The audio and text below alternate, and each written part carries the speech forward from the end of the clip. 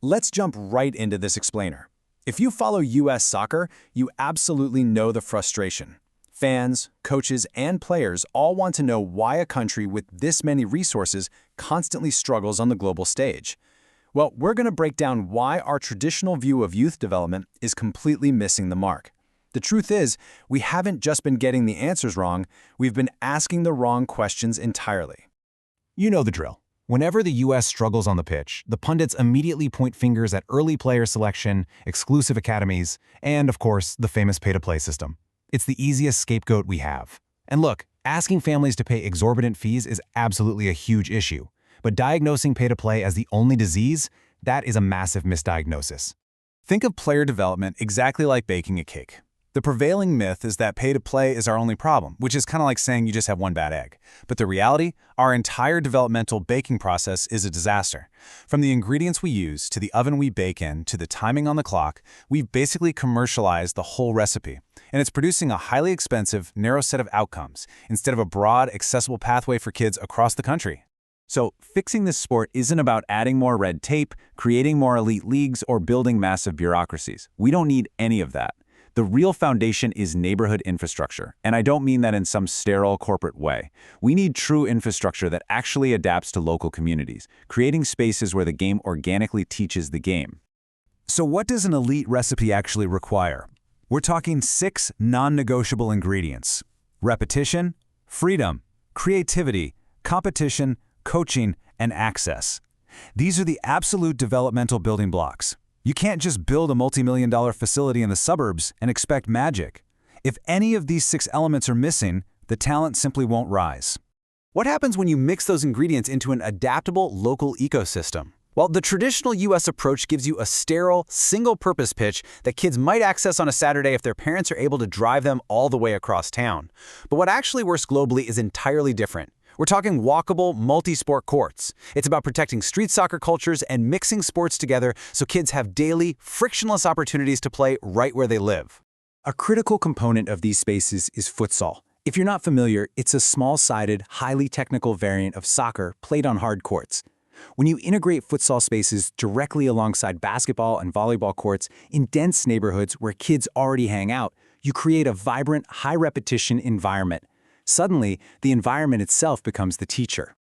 But this goes way beyond just sports analytics or churning out better athletes. These walkable, positive spaces act as an oven for community development. When kids have a safe place to gather daily, we're baking in crucial life skills. It builds confidence, encourages teamwork, breaks the addiction to screens, and fosters local trust.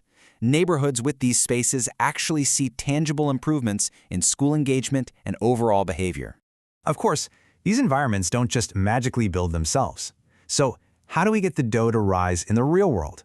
It requires a really robust public-private funding model. It means aligning city-owned land with nonprofit leadership, school districts, and private capital to shift the focus away from exclusivity and toward absolute access. A prime example of this scalable model is an organization called LISC, the Local Initiative Support Corporation. They are completely leading the charge by aligning public need with private capital to invest in hundreds of durable play spaces across the country. They're proving right now that you can successfully fund neighborhood cages and futsal courts that create daily opportunities for kids, entirely bypassing those distant, weekend-only mega complexes. To see this locally adaptive model actually working on the ground, look at the Alexandria Soccer Association in Virginia. Through their Access for All program, they offer free clinics right at local rec centers.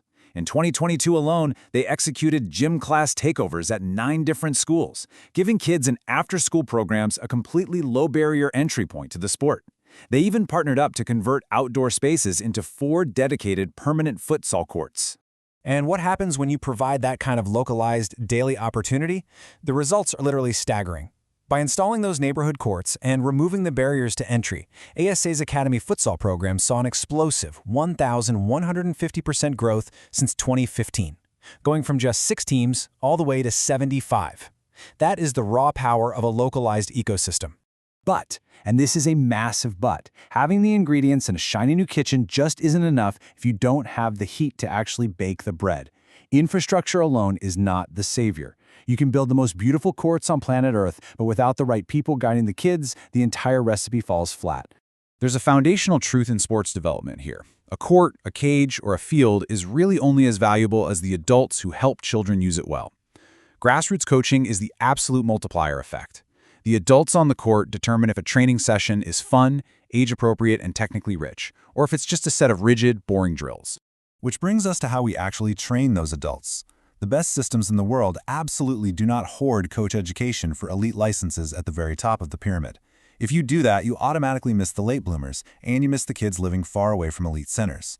Instead, successful nations inject grassroots education right into the base of the pyramid. They give practical, actionable tools to the volunteers, the teachers, and the community coaches who interact with these kids every single day. So, put it all together, what does the master recipe look like? It's a child walking or biking to a nearby multi-sport court. It's jumping into spontaneous street football with friends. It's sharpening close control in a fast-paced futsal game. And crucially, it's learning from well-prepared local grassroots coaches. That combination is what actually builds elite technical skill and unbreakable confidence. When we look at the data from the World Cup and study the nations that consistently dominate the globe, the ultimate payoff is glaringly obvious. Elite success grows from depth, not from early sorting. The best soccer nations just don't rely on narrow, hyper-expensive academies to pick winners at age 10. They win because they build massive, broad local ecosystems where access is totally normal, play is constant, and quality coaching is literally everywhere. So, I want to leave you with a final thought to chew on regarding the future of American soccer. Are we going to keep designing expensive systems that artificially sort out a few elite players early on, leaving everyone else behind? Or are we finally going to build locally adaptive ecosystems that empower the many? The ingredients for a World Cup winning recipe are right in front of us. I think it's time we start baking a better future.